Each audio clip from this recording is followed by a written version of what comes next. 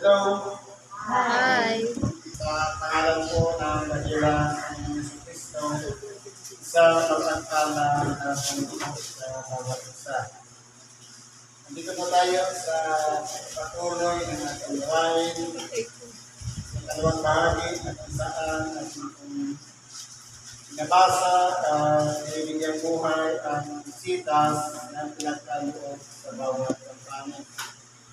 Ang sitas po ngayon, ito po ay naukol sa kung paano tayo dapat naturuan ayon sa mga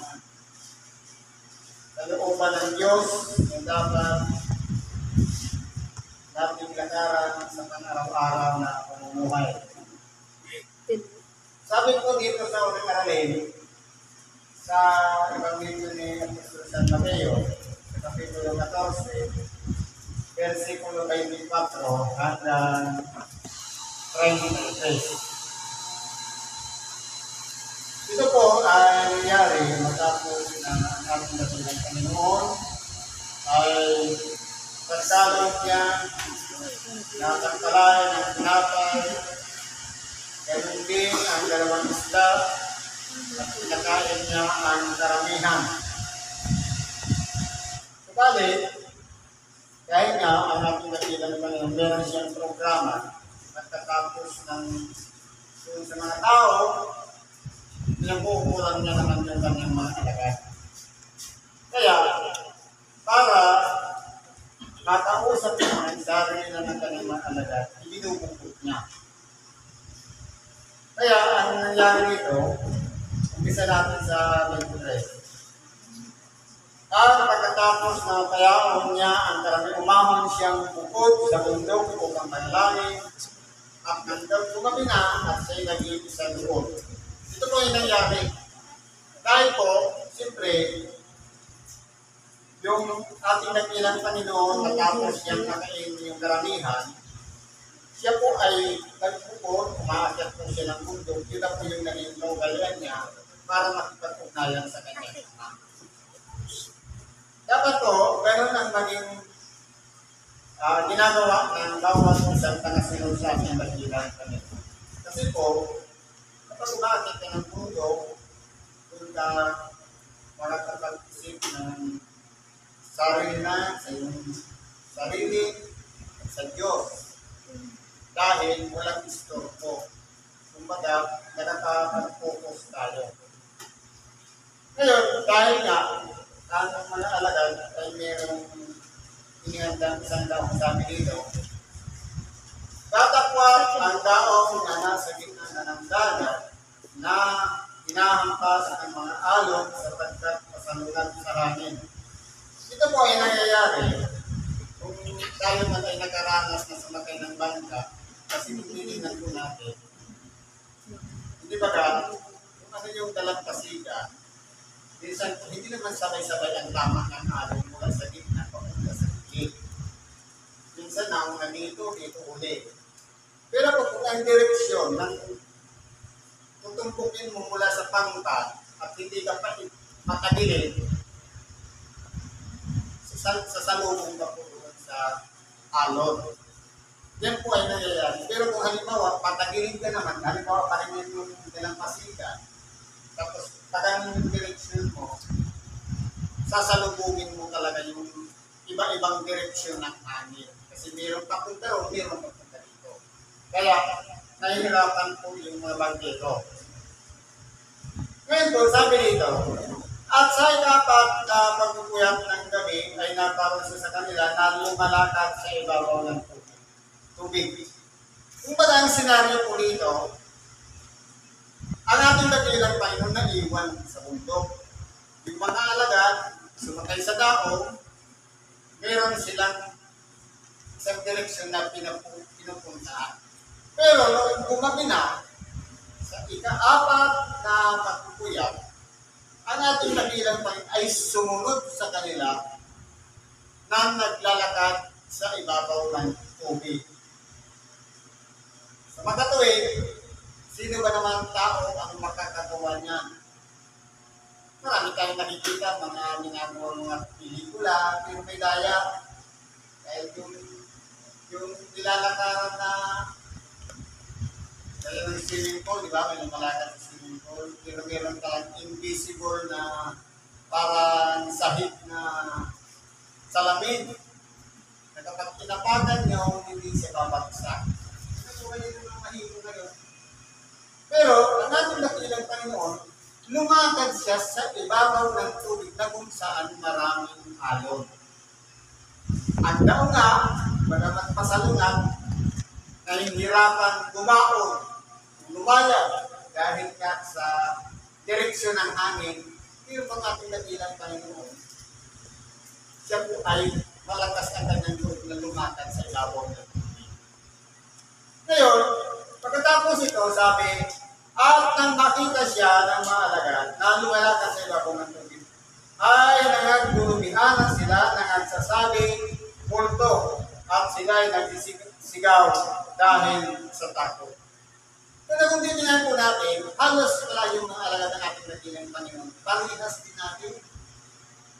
Nangagdulumihanan. Kumbaga may kasama ng takot, gulat, na hindi nila maintindihan bakit may nakikita sila naglalakad sa ibabaw ng tubig. Para din tayo, nagugulat yung din. Anong sigaw nila? Sabi dito, multo. Imagine yung mga alagad ng ating dakilang Panginoon. Katulad din para natin na paano kayo naibulalas yung multo? Siguro tayo, ganun din. Nakakapagsabi tayo ng multo, pero hindi natin alam yung sinasabi natin. Dapat ba natin paniwalaan kung nakakita tayo ng multo?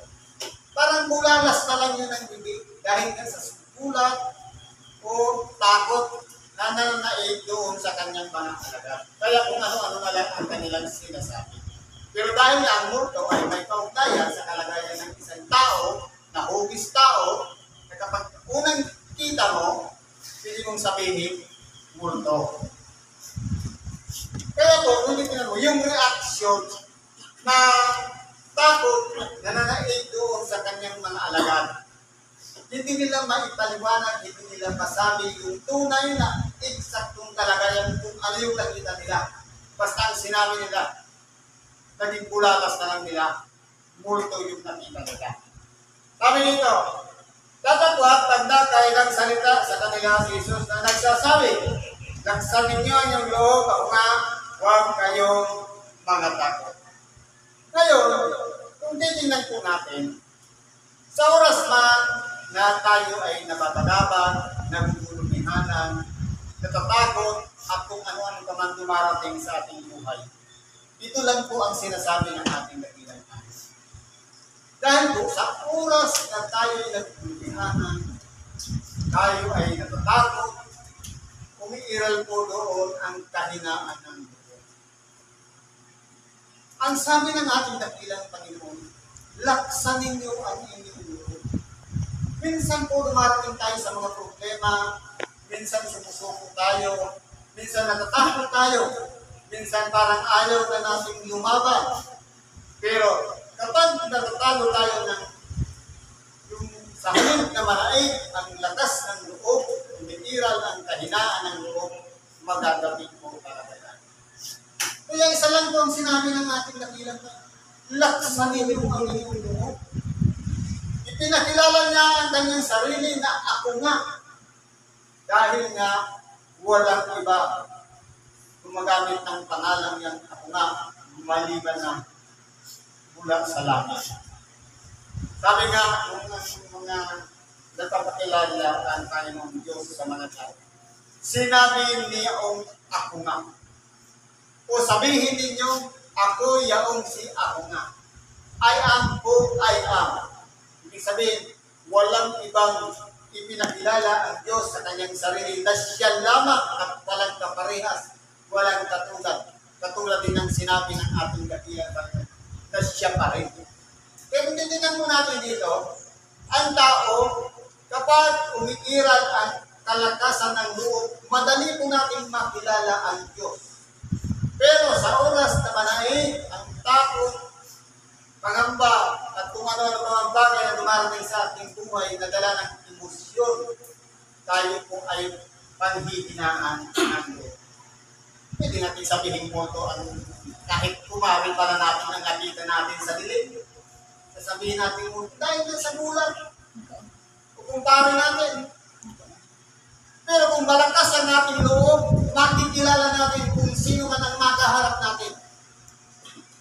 Katulad din naman ng mga alagad ng ating dakilang Panginoon. Dahil sa alon pa lang, natakot na sila, pati yung lumapit sa kanila, na walang ibang ating dakilang Panginoon, hindi na nila nakilala. Sabi po dito, at sumagot sa kanya si Pedro, at nagsabi, Panginoon, kung ikaw nga ay maparayalin mo ako sa iyo sa ibabaw ng tubig. Kung titingnan po natin, mga kapatid, naging halimbawa si Apostol Pedro ng isang taong pagkatapos na matakot, umiral yung kahinaan ng loob, kapag pinagsabihin lumakas ang loob, agad na lumalakas ang loob, katulad ni Simon Pedro. Kasi lahat sila kumbaga mahina na ang loob Nung sinabi ng ating dakilang may laksanin nga ang iyong loob, lumakas na ang loob ni Simon Pedro, ang sabi niya, parang challenge. Kung ikaw nga yan, Panginoon, papariyanin mo ako. Parang sinachallenge kayo ni Simon Pedro, kung totoo nga ang ating dakilang Panginoon, yun na yung kanyang kausap. Kung mga instant yung paglakas ng loob ni Simon Pedro. Ngayon, sinachallenge siya ngayon. Pwedeng yung kanyang sarili, kung malakas na nga ang kanyang loob, o ang Panginoon kung totoo nga na nagkasunod sa kanya, na naglalakad sa ibabaw ng tubig. Dalawang bagay lang po ang ginawa ni Simon Pedro. Either, pwedeng yung kanyang sarili, pinipilit niya na malakas na nga ang loob niya, kaya kinakausap na ang ating dakilang, sige, kung ikaw nga yan, paparayalin mo ako na lumalakas sa ibabaw ng tubig. Or, dahil nga, nakilala niya na ang ating dakilang Panginoon, pwedeng sinachallenge na, totoo kaya ang Panginoon yung nagsabi na laksan ang loob. Kaya tinitingnan po natin dito, napabahagi yung isip dito ni Simon Pedro, kung totoo ba ang kanyang kausap na ating dakilang Panginoon, na nagsasalita, na naglalakad sa ibabaw ng tubig, o dahil lamang narinig niya ang boses ng ating dakilang Panginoon, kaya lumakas ang kanyang loob. Ngayon, alamin natin kung malakas na ang loob ni Simon Pedro. At sinabi niya, halika. At lumundag si Pedro sa daon at bumakan sa ibabaw ng tubig upang kumaroon kay Jesus. Ngayon, nung sinabi ng ating dakilang Panginoon, halika, mas lalo pang dadagdagan ang loob, malakas ng loob ni Simon Pedro. Kaya, kung kita mo, lumundag agad siya. At lumakad din sa ibabaw ng tubig upang kumaroon kay Jesus. Nagaya niya po yung ginawa ng ating dakilang Panginoon na naglalakad sa ibabaw ng tubig.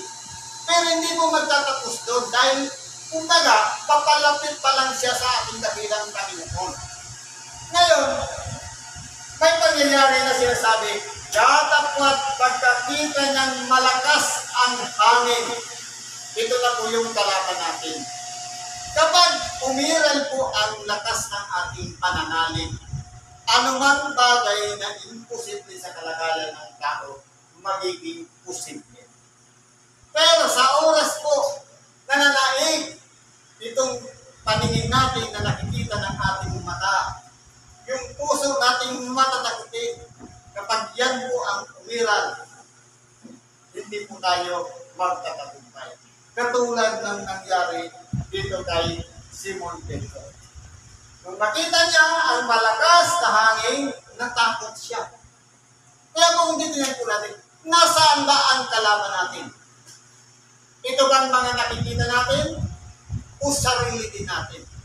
Marahil yung nakita niyang lakas ng hangin o alon na kanyang sasagupain para makalapit sa ating dakilang Panginoon, nagkaroon po yun ng, kumbaga, inilagay niya sa kanyang pag-iisip, makakaabot kaya ako doon sa harapan ng ating dakilang Panginoon, na nagpapatuloy na naglalakad na nasa ibabaw ng tubig.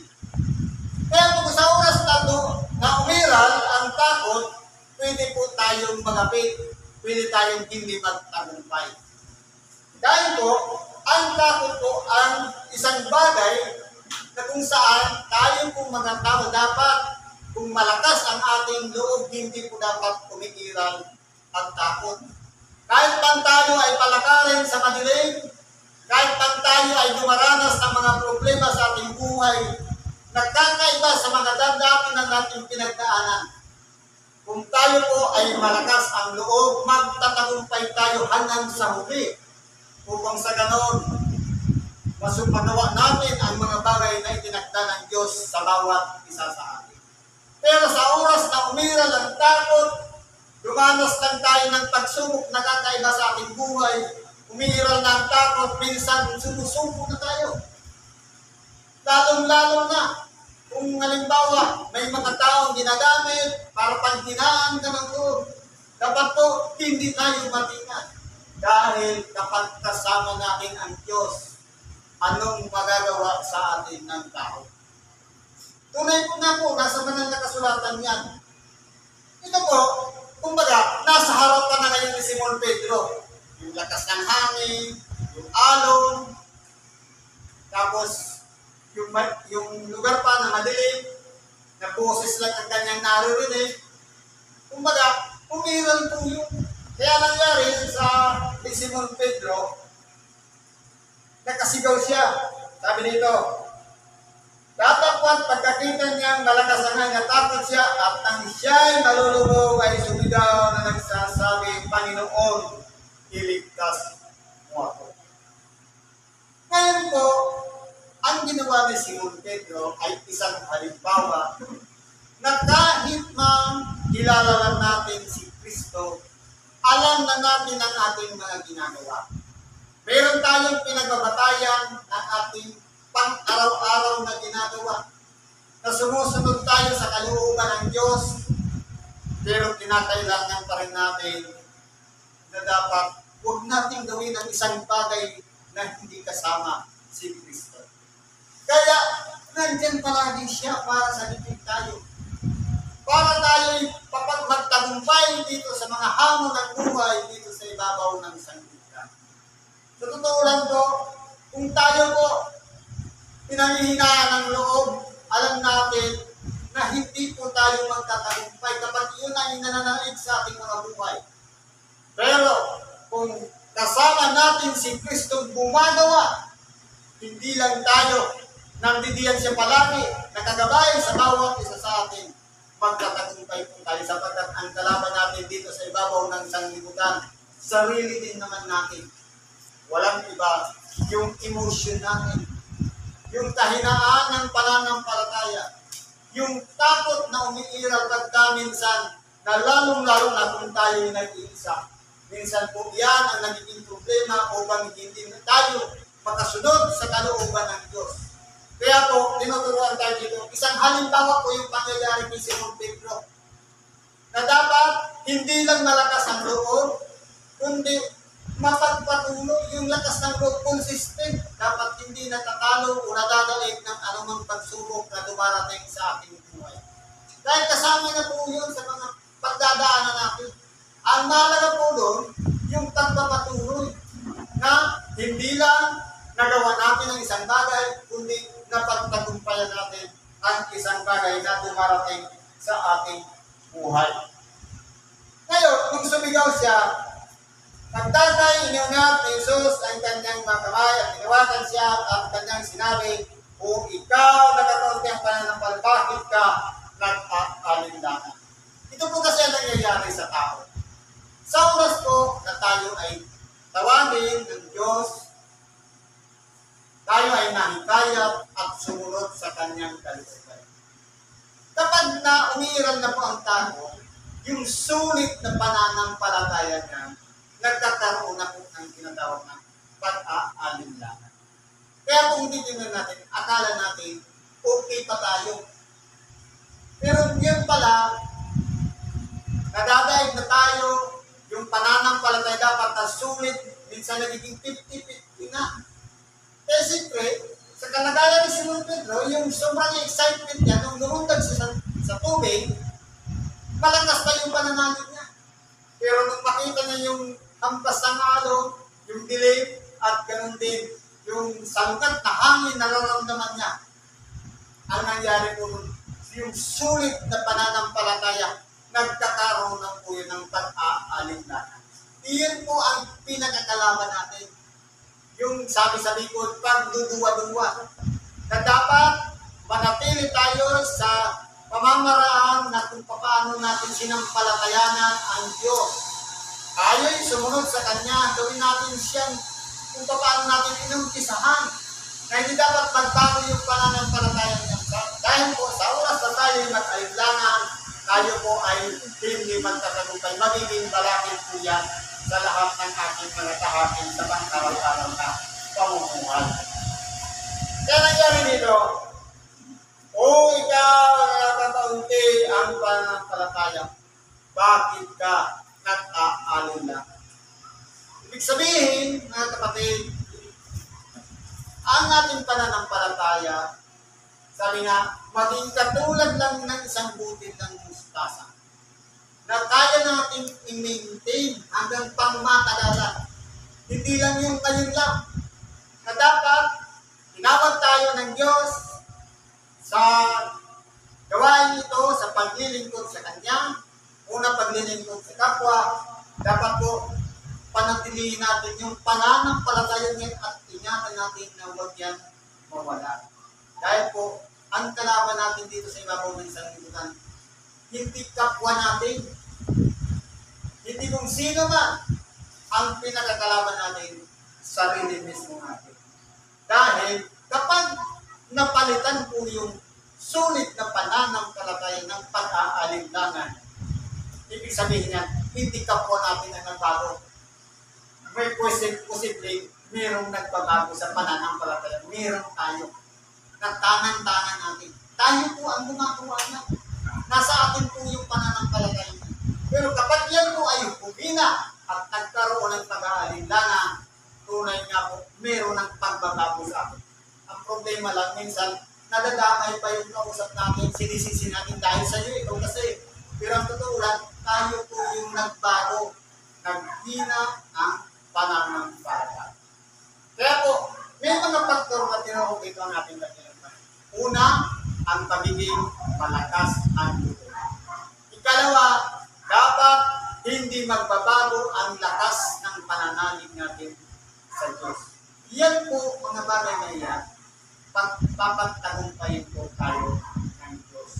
Kasi po, kung titingnan mo, yung mga 11 alagad, nasa daon, ang nandun lang sa gitna ng dagat, si Jesucristo at si Simon Pedro. Hindi siya matutulungan ng kanyang mga kapwa alagad. Walang ibang nilalapitan siya, maliban sa ating dakilang Panginoong Jesucristo. Sa totoong buhay, sa oras ng kasiyahan, marami tayong kaibigan, marami tayong kakilala. Pero sa oras na nagkapigatian ng problema, halimbawa, sabi nga pag-inuman, maraming friends. Pero pag may sakit na, nawawalan na yung mga friends. Saan tayo lalapit? Walang kita. Kay Kristo. Siya lang ang magpapalakas ng ating kalooban. Siya lang ang magbibigay ng pag-asa sa ating mga buhay para magpatuloy tayo dito sa ibabaw ng sanlibutan. Kaya hindi po natin, walang makialam yung 11 alagad. Tanging si Jesucristo lang nakausap ni Simon Pedro ang nagpapalakas sa kanya ng loob. At yun ang nagbibigay sa niya sa kanya ng pagkakataon para makapagpatuloy ng paglalakad sa ibabaw ng tubig na makalapit sa ating dakilang Panginoon. Kaya kung hindi natin dito, itinuturo po dito yung pagiging consistent ng ating pananampalataya sa Diyos. At ganun din, yung lakas ng pananalig na kung saan dapat po panatilihin po natin yan sa ating pang-araw-araw na pamumuhay. Ngayon, sabi dito, at ang mga nasa daw ay nagsisamba sa kanya na nagsasabi, tunay na ikaw ang anak ng Diyos. Ngayon, siyempre, nung nahawakan na ng ating dakilang yung kamay ni Simon Pedro, magkasama na silang umantig doon sa lao. At sa kanilang sumampalataya ang mga kasama sa naalagad ng ating dakilang kamay doon sa lao at sinampas siya. Ngayon, kung titignan po natin dito, kung tayo man po ang nasa kalagayan ni Simon Pedro, huwag tayo matakot. Laksan natin ang ating Diyos. Dahil naging panuorin si Simon Pedro ng 11 alagad. Kung paano ang kanyang ginawa na maabot niya ang kamay ng ating dakilang Panginoon sa Kristo. Kung tayo man po yan ang mahalaga, nahawakan natin yung kamay ng ating dakilang Panginoon na palaging naririyan, nag-aabang sa bawat isa sa atin para tayo makalapit sa Kanya. Katulad ni Simon Pedro na wala siyang ibang tinawagan kundi si Kristo na Panginoon natin ang magkakatulong lang sa lahat ng mga problema na dumarating sa ating mga buhay. Kaya po, sa Kanya lang tayo tumawag sa pangalan ng Panginoon Hesus Kristo. Siguro po dito na lang ang ating pakikitali sa oras na ito. Salamat po sa Diyos. At talaga ng ating mga kaibigan, karaingan, idulog po natin yan sa Diyos at hilingin natin ang kanyang pagkakaloob ng gumaan ang ating pakiramdam. Naway mabuhay tayo sa ayon sa kanyang kalooban. Hanggang dito ako, salamat at